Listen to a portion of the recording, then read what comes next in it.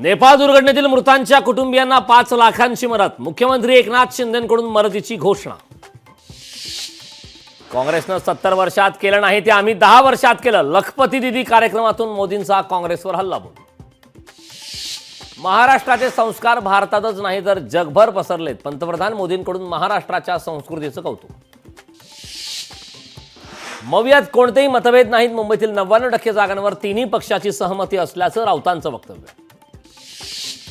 राज ठाकरे महाराष्ट्राच्या शत्रूंसोबत आहेत. राज ठाकरेंची राजकीय दिशा स्पष्ट नाही.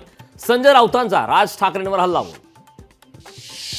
आम आदमी पार्टी परभणी विधानसभेच्या मैदानात. परभणी विधानसभेसाठी आपकडून उमेदवारी जाहीर. सतीश चकोर यांना आपकडून उमेदवारी.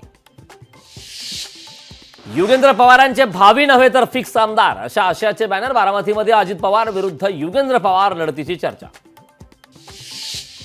अकोल्यात राज ठाकरेंच्या बैठकीत कार्यकर्त्यांचा गोंधळ. गोंधळामुळे अनेक महिला कार्यकर्त्यांना धक्काबुक्की. माढ्यात राष्ट्रवादीला मोठा धक्का. बबनराव शिंदेंच्या समर्थकांनी विधानसभेची सोडली साथ. विधानसभेआधी साथ सोडली. राष्ट्रवादी शरद पवार पक्षात करणार प्रवेश.